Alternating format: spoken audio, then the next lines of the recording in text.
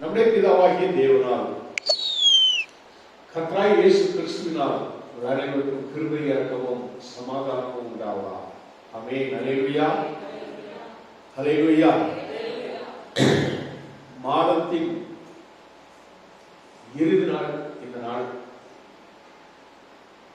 இந்த மாதத்தில் இது கடைசி ஆராதனை. வருடத்திலே பாதி வருடங்களை நாம் கடந்து போகிறோம். 6 மாதங்களை நாம் முடிக்கப் போகிறோம். இந்த வருடத்திலே ஆண்டவர் நமக்கு கொடுத்த வாக்குத்தத்தம், அதை நாம் நினைவு கூர்ந்து நாம் இந்த வேளையிலே அப்படியாக சத்தியத்தை அறிய போகிறோம். ஆண்டவர் நமக்கு இந்த வருடத்திலே கொடுத்த வாக்குத்தத்தம் என்ன? அது இந்த வசனம் சங்கீதம் 23:1. கர்த்தர் என் மேய்ப்பராய் இருக்கிறார், நான் தாழ்ச்சி அடையேன். அல்லேலூயா. இதைத்தான் நீங்க உங்க ஆயுள் முழுவதுக்கும் நீங்க அதை சொல்லணும். இந்த வருஷத்துக்கு மாத்திரம் அல்ல, உங்கள் ஆயுள் முழுவதுக்கும் இந்த வார்த்தையை நீங்க சொல்லி வாழ வேண்டும். கர்த்தர் என் மேய்ப்பராய் இருக்கிறார், நான் தாழ்ச்சி குறைப்பட்டு போகவே மாட்டேன். எனக்கு ஒரு குறைவும் எனக்கு வராது. காரணம் என்ன? கர்த்தர் என் மேய்ப்பராய் இருக்கிறார். அல்லேலூயா. அவர் நல்ல மேய்ப்பர். இயேசு நல்ல மேய்ப்பர். யோவான் 10:11 நீங்கள் வாசிப்பார்கள் என்று சொன்னால், நானே நல்ல மேய்ப்பன் என்று ஆண்டவரே இயேசுவே சொன்ன வார்த்தை. அந்த இயேசுதான் அதை குறித்ததான் இங்கேயும் நம்ம பார்க்கிறோம். இது நல்ல மேய்ப்பரின் சங்கீதம் தான் சொல்லுவாங்க. சங்கீதம் 23. கர்த்தரின் மேய்ப்பராய் இருக்கிறார், நான் தாழ்ச்சி அடையேன். அங்க நம்ம வாசிக்கிறதுங்க. வாசிங்க யோவான் 10:11. நானே நல்ல மேய்ப்பன், நல்ல மேய்ப்பன் ஆடுகளுக்காக தன் ஜீவனை கொடுக்கிறார். அப்போ இயேசு சொல்வதல்ல, சொல்வதை செய்கிறான். அல்லேலூயா. இன்னைக்கு அநேகர் சொல்லுவாங்க, செய்ய மாட்டாங்க. எந்த காரியம்னாலும் என்ன சொல்லுவாங்க? வாயை திறந்து அப்படி பண்ணிடலாம், அதோட சரி, பேசி போறதோட சரி. ஆனால் கர்த்தர் நல்லவர். நான் எப்பொழுதுமே என்னுடைய வாழ்க்கையிலே கர்த்தர் நல்லவர் என்பதை யாரையாவது பேசிக்கும் போது ஒரு 2 தடவையாவது சொல்லிடுவேன். ஒரு 2 தடவையாவது சொல்லுவேன், கர்த்தர் நல்லவர். காரணம் என்ன? என்னுடைய வாழ்க்கையிலே கர்த்தர் நல்லவராக இருந்து நல்லவராகவே இருக்கிறார். எல்லாருக்கும் கர்த்தர் நல்லவர். அவர்தான் சொல்கிறார், நானே நல்ல மேய்ப்பன், நல்ல மேய்ப்பன் தன் ஆடுகளுக்காக என்ன செய்யறான்? ஜீவனை கொடுக்கிறார். ஆண்டவர் கொடுத்தாரா இல்லையா? சத்தம் இல்லையா? கொடுத்தார் இல்லையா? ஜீவனை கொடுத்தார். அவருடைய பரிசுத்த ரத்தத்தை ஊற்றி கொடுத்தார். அவர் ஊற்றி கொடுத்த அந்த ரத்தத்தினாலே நாம் கழுவப்பட்டு அவருடைய பிள்ளைகளாய் இருக்கிறோம். அவர் மேல் நாம் விசுவாசம் வைத்தவர்களாய் நாம் அவருடைய பிள்ளைகளாய் இருக்கிறோம். அவருடைய பிள்ளைகளால் அவருடைய சுதந்திரவாளிகளாய் இருக்கிறோம். அவர் நம்முடைய நல்ல மேய்ப்பன். நல்ல மேய்ப்பன். நம்முடைய வாழ்விலே ஆண்டவர் நல்ல மேய்ப்பனாய் இருந்தால், நல்ல மேய்ப்பன் தன்னுடைய ஆடுகளாய் ஜீவனை கொடுப்பது மாத்திரம் அல்ல, நல்ல மேய்ப்பன் என்ன செய்வார் தெரியுமா? நம்மை புல்லுள்ள இடங்களில் வைத்து அமர்ந்த தண்ணீர்களிடையே வழி நடத்தி செல்வார். அல்லேலூயா. அத 10ஆம் அதிகாரம் சோதரம் 9வது வசனத்தை வாசிங்க. ஆண்டவர் சொல்றார், நானே வாசல், என் வழியாய் ஒருவர் உட்பிரவேசித்தால் அவன் ரட்சிக்கப்படுவான். அவன் உள்ளும் புறமும் சென்று மேய்ச்சலை கண்டடைவான். அல்லேலூயா. மேய்ச்சலை கண்டடைவான், ஆசீர்வாதத்தை கண்டடைவான், ஆண்டவருடைய கிருபையை கண்டடைவான். அப்ப நாமே ஆண்டவர் வாசல். அப்ப அவர் வழியாகத்தான் நம்ம உட்பிரவேசிக்கிறோம். அவர் சொல்றாரு, என் வழியாக ஒருவர் உட்பிரவேசித்தால் அவன் ரட்சிக்கப்படுவான். அதான் உண்மையான ரட்சிப்பு. ஆண்டவர் வழி இல்லாம குறுக்கு வழியில நம்ம என்னதான் பண்ணாலும் அந்த ரட்சிப்பை பார்க்க முடியும். ஏன்னா அது தப்பு. அது தவறு. ஆண்டவர் காட்டும் வழியிலே, ஆண்டவருடைய வழிகளிலே நாம் நடந்தால், இடுக்கமான வாசல் வழியாக உட்பிரவேசித்தால்தான் பரவோம். ஆண்டவர் அப்படிதான் சொல்லியிருக்கிறார். அவர் காட்டும் வழிதான் அது நெய்யாய் பொழிகிறதான பாதை. அப்ப அவருடைய அந்த வழிகளிலே அதான் சொல்லப்படுது, என் வழியாய் ஒருவன் பிரவேசித்தால் அவன் ரட்சிக்கப்படுவான், அவன் உள்ளும் புறமும் மேய்ச்சலை கண்டறிவான். உள்ளும் புறமும், உள்ள போனாலும் ஆண்டவர் என்ன செய்கிறார். அதுதான் வேதத்தை நீங்க வாசு பார்த்தீங்கன்னு சொன்னா, இதுக்கு உள்ளாக நீங்க போகும் பொழுது அது அநேக மேய்ச்சல்கள், ஆசீர்வாதங்கள், அநேக காரியங்கள் அடைந்த பெரிய பொக்கிஷம் இது. பாஸ்டரோட பேசிக்கிட்டு இருக்கு. அவரு சரி இதை வச்சுவாங்க, நம்ம வெளியே நேரம் போய் பார்த்து வருவோம் சொல்லி கூப்பிட்டு போனார். அப்ப அவரு பேங்க்ல எதுவும் பேசணும் இல்லையே அப்படின்னாரு. இல்லை கோடி இருக்கு பஸ், கோடி இருக்கு அப்படின்னு பார்த்தாரு. ஆமா சார், எனக்கு இதுதான் கோடி, இதுதான் கோடி, வேதம் தான் எனக்கு கோடி. அந்த பொக்கிஷம் உள்ள இருக்கு, மறுபடியும் பைசா அதுல உள்ள இல்லை பஸ் அப்படின்னு. உலகத்து பைசா அதுல இல்லை, ஆனால் கோடி. நீ வேதத்தை வாசித்தால் உள்ளும் புறம்பும், உள்ளேயும் ஆசீர்வாதத்தை பெறுவாய், புறம்பான இந்த உலகத்திலேயும் நீ ஆசீர்வாதத்தை பெறுவாய். அல்லேலூயா. பரலோக பாக்கியமும் உனக்கு கிடைக்கும், இப்பூலோகத்தின் பாக்கியமும் உனக்கு கிடைக்கும். அதுதான் ஆண்டவர் நமக்கு சொல்றார். வசனம் எல்லாம் புடமிடப்பட்டவைகள் ஆண்டவர் சொல்றார். அந்த புடமிடப்பட்ட வாழ்க்கைகள், அந்த வார்த்தைகள், புடமிடப்பட்ட அந்த வசனங்கள், வார்த்தைகள் உன்னை புடமிட்டு உன்னை பொருளாக விளங்க செய்யும். உன்னை ஆண்டவர் விழிரப்படுவார். நீ வசனத்தை வாசிக்கிட்டே உன் வாயில தப்பான வார்த்தையே வராது, கேடான வார்த்தையே வராது. வசனத்தை வாசிக்க வாசிக்க எரிச்சலின் ஆவி உன்னை விட்டு போயிடும். எரிச்சல் எரிச்செரிச்சு இந்த நாய் மாதிரி விழுகிற அந்த பேச்சுகள் போயிடும். வசனத்தை வாசிக்கணும். நேரம் கிடைக்கும் போதெல்லாம் எவ்வளவோ நேரம் தான் ஆட்கள் கொடுக்கிறார். சிலவங்களும் எங்களுக்கு நேரமே கிடையாது. டிவி பார்க்க நேரம் இருக்கு, மற்ற வீட்டில் போய் அங்க போய் வாயடிக்கிறதுக்கு நேரம் இருக்கு, புறம்பான பேசுறதுக்கு நியாயம் எது இருக்கு, நேரம் இருக்கு, கிழவிகள் பேச்சு பேசுறதுக்கு நியாயம் இருக்கு, நேரம் இருக்கு, நியாயம் இல்லை, நேரம் இருக்கு, நேரம் இருக்கு, விளையாடுறதுக்கு நேரம் இருக்கு, எல்லாத்துக்கும் நேரம் இருக்கு. பைபிள் வாசிக்க நேரம் கிடையாது, ஜெபம் பண்றதுக்கு நேரம் கிடையாது. பைபிள் வாசிப்பு ஜெபம் இல்லைன்னு வாங்கியே ஒண்ணுக்கும் இருக்கு, ஒரு பிரயோஜனப்படாது. நீ என்னதான் உலகம் வேண்டாம் அது வாழ்ந்துடலாம், அப்படியே நகர நகர தூர ஓட மாதிரி ஓடிக்கணும். ஆனா விழுந்தால் எந்திரிக்க மாட்டாங்க. விழுந்தால் என்ன சாத்தம் நான் முக்கியம் அப்படியே போட்டு அதோட உன்னை அமைக்கணும். அதனால ஒரு நல்ல வழியில் ஆண்டவருக்காக வைக்கணும். நீ அவருடைய வாசல் வழியாக நீ உட்பிரவேசித்தால் உள்ளும் புறமும் மேய்ச்சலை கண்டடைவார். அல்லேலூயா. அந்த நல்ல மேய்ப்பன் தான் அவர் சொல்றாரு. இந்த சங்கீதத்தின் மூலமாக, தாவீதின் சங்கீதத்தின் மூலமாக நம்ம சொல்றாரு, அவர் என்னை புல்லுள்ள இடங்களில் மேய்த்து அமர்ந்த தண்ணீர்கள் அண்டையிலே என்னை கொண்டு போய் விடுகிறார். அமர்ந்த தண்ணீர், சலசலப்பில்லாத தண்ணீர்.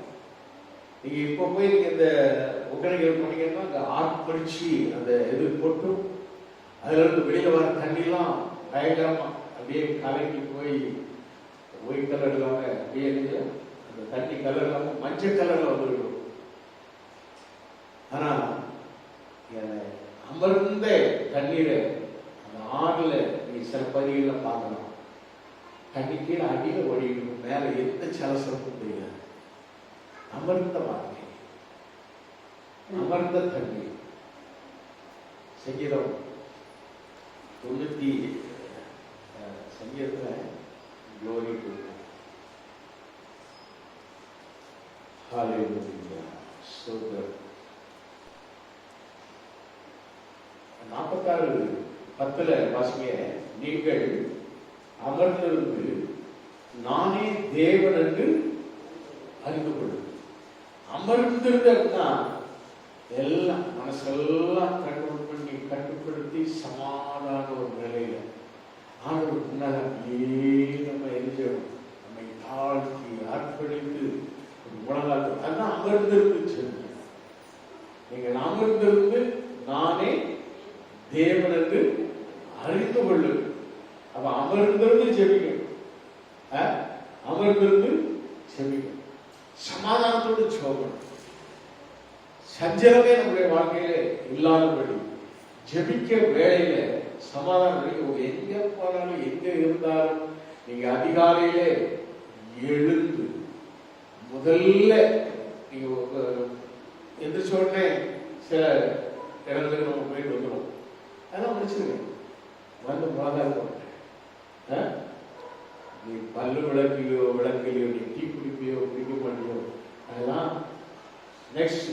முதல்ல போறோம், பல்லு எந்திரிச்ச உடனே பார்த்து போவோம். அது மாதாக்கம் ஜோமன் முதல்ல ஆண்டவருக்கு ஒப்பு கொடுக்குது. ஆண்டவரே உன்னுடைய வழிகளிலே இந்த நாள் எனக்கு ஆசீர்வதிக்கும், இந்த நாள் எனக்கு ஆசீர்வாதம் என்ன நல்ல மேய்ச்சலே நடக்கும். நல்ல மேய்ச்சலே ஒப்பு கொடுத்து பாரு. அந்த நாள் நீ அப்படியே நீ ஜெபம் பண்ணி பாரு. அனுதன ஜெபமா இருக்கணும். அப்படி இல்லாம நீ ஜெபமே இல்லை, பைபிள் வாசிப்பே இல்லை, நீ எங்க போனாலும் எந்த இடத்துக்கு போனாலும் உனக்கு சமாதானம் இருக்கு. சண்டை தான் ஆக்குறதுக்கு அது ஒரு சமாதானமான ஒரு போக்கா தெரியும். சண்டையிலும் சமாதானம் வேண்டுமா, சந்தோஷம் வேண்டுமா, நல்ல மேய்ச்சல்கள் வேண்டுமா, ஆண்டவர்கிட்ட நீ காலையிலே உன்னை ஒப்பு கொடுத்து நீ ஜெபம் பண்ணு. கர்த்தர் உன்னை ஆசீர்வதிப்பார். அல்லேலூயா. அவர் என் ஆத்துமாவை தேற்றி தம்முடைய நீதி நம்முடைய நாமத்திற்கு என்னை நீதியின் பாதைகளில் நடத்துகிறான். நம்முடைய ஆத்மாவை தேர்ந்தது. ஆத்மா தான் சில நேரத்தில் அங்கலாய். அதனாலதான் தாவீது சொல்றார், ஆத்மாவே ஏன் கலங்குகிற, ஏன் தேய்கிற, தேவனை நோக்கி என்ன செய்யும். அதுதான் தாவீது கட்டளை 103ஆம் சங்கீதத்துல 2 சொல்றாரு, ஆத்மாவே கர்த்தரை ஸ்தோத்திரி. எத்தனை பேர் ஸ்தோத்திரிங்க? காலையில் எந்திரிச்சு நீங்க சாயந்தரம் வரை நீங்க எத்தனை நேரம் ஸ்தோத்திரம் சொல்லிருக்கீங்க? யோசிச்சு பாருங்க. அதில் வாயிலாம் ஸ்தோத்திரமே வராது, ஒண்ணுமே வராது. காலையில இருந்து சாயந்தரம் வரை ஸ்தோத்திரமே வராது. அந்த வாயில எல்லாம் வரும், அசிங்கமான கேடான வாரம் தான் வரும். ஸ்தோத்திரம், துதி, ஸ்தோத்திரம், இதுதான். அதனால அவர் சொன்னாரு, இந்த ஆத்மாவை கர்த்தரை ஸ்தோத்திரி, என் முழுவதுமே அவருடைய பரிசுத்த நாமத்தை ஸ்தோத்திரி. துதிச்சுக்கிட்டே உள்ள துதிச்சுக்கிட்டே. நீ பைக் ஓட்டுவியோ, கார் ஓட்டுவியோ, இல்ல நீ நடந்து போவியோ, நீ ஓடி போவியோ வேற அர்த்தம் இல்ல, ஓடி போவியோ, என்ன ரன்னிங், நான் சொல்றது பார்க்கல ரன்னிங், ஓடி போவது இல்ல, அதை நான் சொல்ல. அல்லேலூயா. கர்த்தரை துதி, ஸ்தோத்திரி. அப்பொழுது ஆத்மாவை கேட்குவார். அல்லேலூயா. ஆத்மா கர்த்தரை துதிச்சுட்டுனா எவ்வளவு சங்கடம், எவ்வளவு தூஷணங்கள், எவ்வளவு நிந்தைகள், எவ்வளவு அவமானங்கள், அத்தனையிலிருந்து நம்மை பாதுகாப்பார். Praise God. அல்லேலூயா. அல்லேலூயா. அடுத்த வசனத்தில் இருக்கிறார், அவர் என் ஆத்மாவை தேற்றி என்னை தம்முடைய நீதியின் பாதைகளிலே நடத்துவார். தம்முடைய நாமத்திற்கு என்னை நீதியின் பாதை, உண்மையான பாதை. அந்த நீதியின் பாதைக்கு நாம் விலகும் பொழுதுதான் இந்த அபிஷேகம் இருக்கு. பார்த்தீங்களா, அபிஷேக நாதர், நீ வலப்புறம் இடப்புறம் சாயாமல் உன்னை பாதுகாப்பு வழிநடத்துகிற கர்த்தர். அதாவது நீதியின் பாதையிலே நடக்கும். அதை ஒப்பு கொடுக்கும் பொழுது எந்த நாளிலும் என்னை நீதியின் பாதையில் நடக்கும். அதெல்லாம் என்னுடைய ஆவி, ஆத்மா, சரீரம், எண்ணம், சிந்தை எல்லாத்தையும் முதல்ல அவருடைய பரிசுத்த ரத்தத்தினாலே கழுவு பண்ணி என்னுடைய மாம்ச மாம்சத்தை சிலுவையில் அரைத்து செபிக்கும். அந்த மாம்சத்தை சிலுவையில் அரைத்து செபிக்கிறதுனாலதான் சில எதிரான காரியங்கள் வந்தாலும் இப்ப நமக்கு என்ன செய்யாது, கோபம் உடனே வரும். டக்குன்னு ஆண்டவர் இருக்கிறார், கோபத்தை நம்மகிட்ட விளைக்கிறார், ஒரு சமாதானம் கொடுக்கிறார். சரி, அது முடிவு வா அப்படின்னு சொல்லி கூப்பிடுவார். அல்லேலூயா. சில தடைகளெல்லாம் சாத்தாம வரும், ஊழியம் செய்ய முடியாத தடைகளையும் கொண்டு வரும். சில வேளை நம்மளை அடைச்சு கூட போகும். எல்லாத்தையும் ஆண்டவர் என்ன சொல்றாரு, நம்மை காப்பார், நம்மை வழி நடத்துவார், நம்முடைய பாதைகளை செம்மையாக்கி நீதியின் பாதைகளை நம்மை நடத்துவார். நான் சொல்லிட்டு அவர் சொல்றாரு, இதெல்லாம் தாவீது தன்னுடைய அனுபவத்தின் வாயிலாக கர்த்தரின் மேய்ப்பராக இருக்கிறார், நான் தாழ்ச்சியடையேன் என்று சொல்லிட்டு எந்த விதமாகவெல்லாம் ஆண்டவர் எனக்கு குறைவில்லாமல் என்னை நடத்தி வருகிறார் என்று சொன்னேன். தாவீது சொல்கிறார், நான் மரண இருளின் பள்ளத்தாக்கிலே நடந்தாலும் கொல்லாமக்கு பயப்படேன், தேவரீர் என்னோட இருக்கு. எந்த டெத் ஆஃப் வேலின்னு சொல்லுவாங்க, மரண இருளின் பள்ளத்தாக்கு, அது நடந்தாலும் ஒன்றும் பயப்பட மாட்டேன். எதுக்கும் பயப்பட தேவை. காரணம், தேவரீர் என்னோட, வாழ்ந்தாலும் உம்மோடுதான், மறித்தாலும் உம்மோடுதான். இந்த டிசிஷன் தான் நம்மளுக்குள்ள வேணும். வாழ்ந்தாலும் போதும், மறித்தாலும் போதும். நான் அந்த உலகத்துல இருக்கும் பொழுது நீர் என்னோடு கூட இருக்கிறீர், நான் மறித்தால் உம்மோடு கூட இருப்பேன். இதுதான் மரணம் இருக்கு. மரணம்னா ஒண்ணுமே கிடையாது. அதான் ஒரு தாவீது சொல்ற, மரணம் இருக்கு, ஒண்ணுமே பயப்பட வேண்டிய அவசியமே இல்லை. நான் அப்படிப்பட்ட ஜீவிதத்துல கடந்து வந்ததுனால நான் சொல்றேன், மரணம்னா ஒண்ணுமே கிடையாது. வலியோ வேலை எதுவுமே இருக்காது. அப்படியே சைக்கிள் டியூப பிடிக்கிட்டா என்ன அப்படி புசுக்குன்னு அப்படியே அந்த ஏற்றம் அந்த மாதிரி அவ்வளோ அப்படி போகுது. ஆளுக்கு அது வேறு. அதான் மரணத்துக்கு பயப்பட வேண்டும். ஆனா யார் மரணத்துக்கு பயப்படுவாங்க? பொய்யான வார்த்தை, மாயான வார்த்தை, அந்த மாய வசனிப்புகள், இப்படிப்பட்ட அதனால அவன் என்ன தூரப்படுத்தும் அப்படின்னு சொல்லி சொல்றாரு. அப்படிப்பட்ட வாழ்க்கை வாழ்வதற்கு தான் பயப்படுவாங்க. துன்மார்க்கர் பயப்படுவாங்க.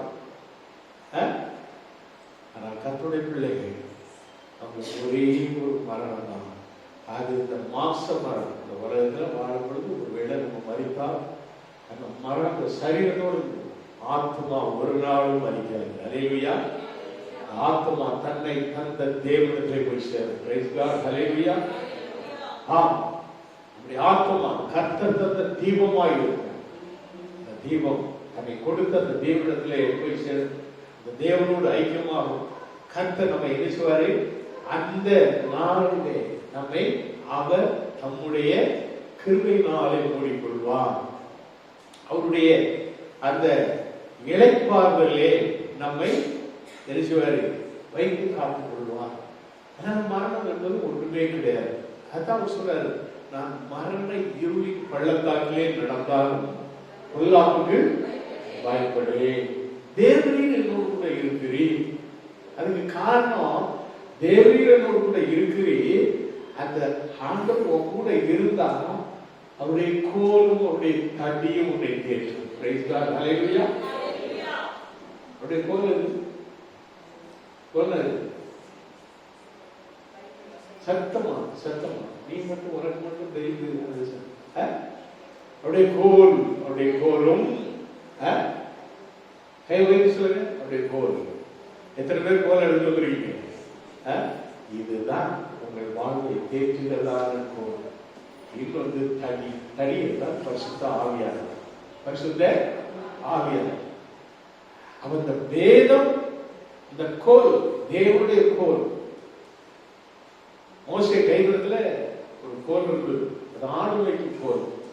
ஆனால் அந்த ஆடு வைக்கும் கோலை ஆண்டவர் தேவனுடைய கோலாக மாற்றுகிறார். அதை கீழே போட்டா என்னது? சர்ப்பத்தை போல கையில் எடுத்தா கோல், தேவனுடைய கோல்.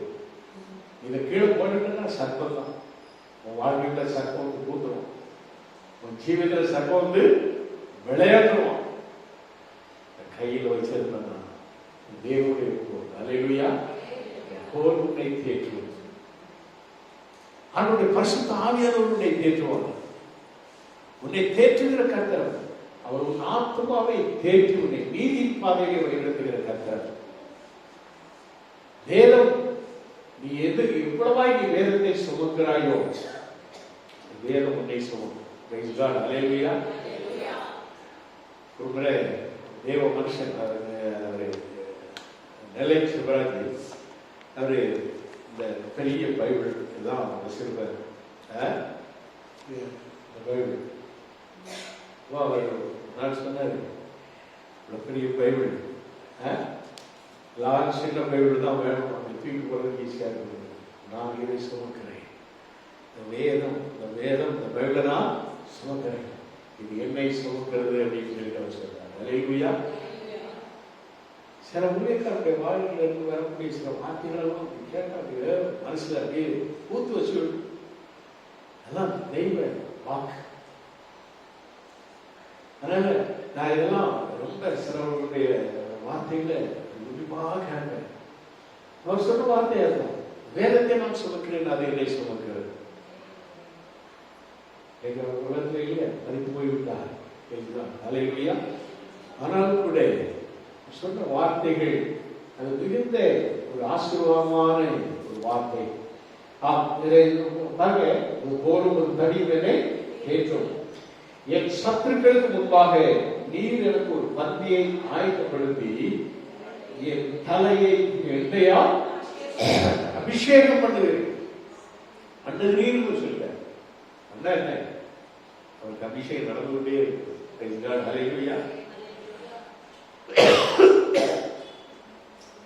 சத்துருக்களுக்கு முன்பாக, எதிரிகளுக்கு முன்பாக நமக்கு ஒரு பந்தி அப்படின்னு சொன்னா யோசிச்சு பாருங்க. நம்மை பயக்கிறவர்கள் மத்தியில நம்ம அப்படி கொண்டு போய் உட்கார வச்சு அங்கு ஆண்டவர் நமக்கு பெரிய ஒரு விசேஷித்த ஒரு பந்தியை கொடுக்கிறார், ஆயத்தத்தை கொடுக்கிறார், ஒரு ஆசீர்வாதத்தை கொடுக்கிறார்.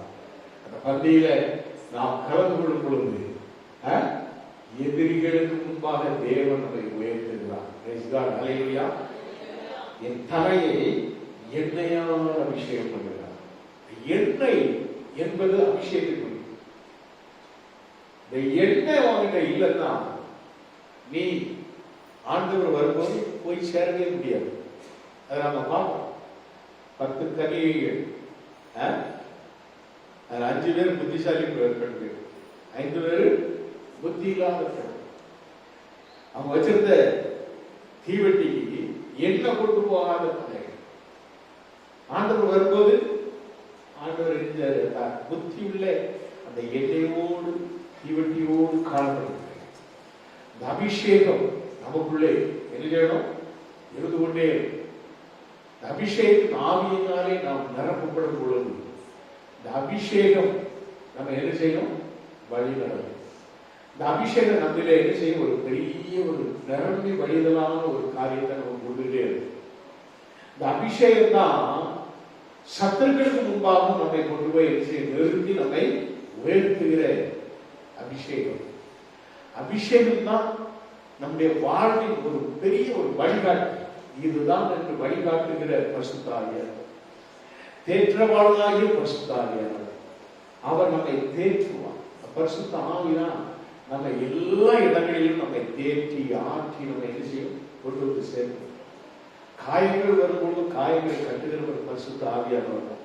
அந்த பரிசுத்த ஆவியானுடைய அபிஷேகத்தை நாம் கற்றுக்கொள்ள வேண்டும். எண்ணெய், இந்த எண்ணெய் கொண்டுட்டு போகல அப்படின்னா நீ பரவ போக முடியாது. அபிஷேகம் இல்லைன்னா நீ பரவமே போக முடியாது. ஆண்டவர் வரும்பொழுது ஆண்டவர் எழுதிட்டாரு, கூட்டிட்டாரு. இந்த 5 பேர் ஆயத்தமா இருந்தவர்கள் வரலாம். இந்த ஆயத்தம் இல்லை அப்படின்னு சொன்னா ஒவ்வொரு நாளும் நாம் ஆயத்தமாக இருக்கணும். இதுதான் கடைசி காலம். கடைசி காலம் ஆண்டுடைய வருகை காலம். எந்த நேரத்திலும் ஆண்டவர் வரலாம்,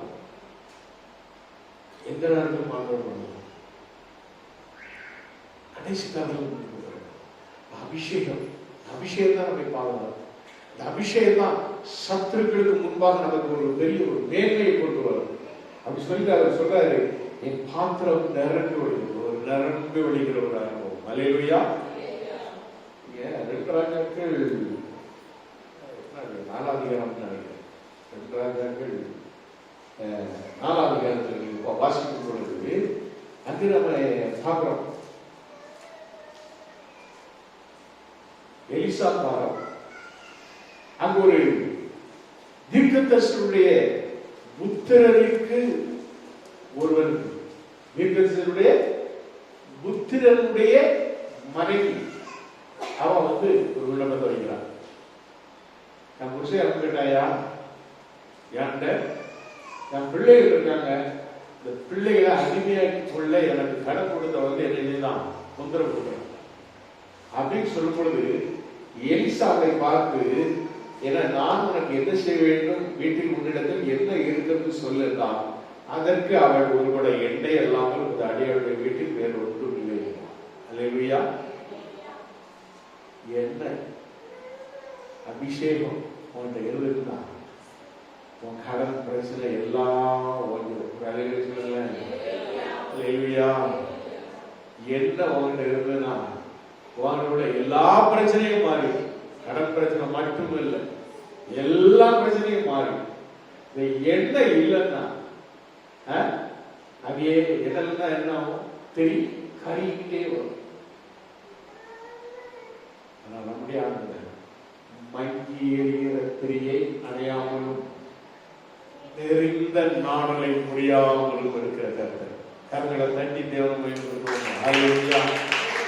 மங்கி போன வாழ்க்கையும் ஆண்டவர் அப்படியே சீராக்கி அந்த திரியை எரிஞ்சவர் அப்படியே எண்ணெய் ஊற்றி அப்படியே எரிஞ்சுவாரு, அப்படியே நிலைத்திருப்போம். அல்லேலூயா. அப்படி ஆண்டவரை போல ஒரு தெய்வம் இல்லை. அதான் எண்ணெய் வேணும், எண்ணெய் வேணும்.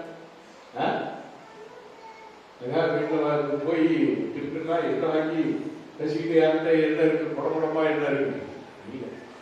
ஊழியக்காரன் கேட்கிற உங்கள்கிட்ட என்ன இருக்கு? எஸ், யார்கிட்ட ஒரு கூட என்ன இருக்கு, யார்கிட்ட ஒரு அபிஷேகம் இருக்கு, யார்கிட்ட ஒரு அபிஷேகம், எண்ணெயில் அபிஷேகம் இருக்கு. சொன்னாரு, வா நிறைய பாத்திரங்களை வாங்கிக்குவான், அக்கம் பக்கத்தில் எல்லாருடைய பாத்திரங்களையும் வாங்கிக்குவான், இந்த எண்ணெயாக வா. அல்லேலூயா.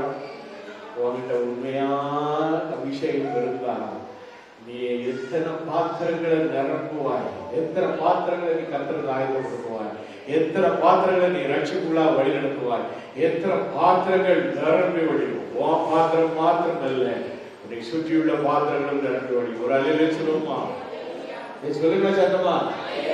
அல்லேலூயா. ஐயே திறக்க மாட்டேன் உம்முன்னு உட்கார்ந்துட்டு இருக்க எல்லாருக்கும் சொல்றேன், உன் பாத்திரம் நிரம்பி வழியும். அபிஷேகம், இந்த அபிஷேகம் உடம்புல இருந்ததுன்னா உன்னை மாத்திரம் இல்லை, உன்னை சுற்றியுள்ள பாத்திரங்களும் நிரம்பி வழியும். அபிஷேகத்தால உன்னை என்ன சொல்றாரு, உன்னையும் நிரப்புவான், பக்கத்தில் உள்ளவங்களையும் நிரப்புவான், எல்லாரையும் ரட்சித்துள்ள வழி நடத்த தேவன் உன்னை பயன்படுத்துவான். அதுதான் பாத்திரம் நிரம்பி வழிகிறது.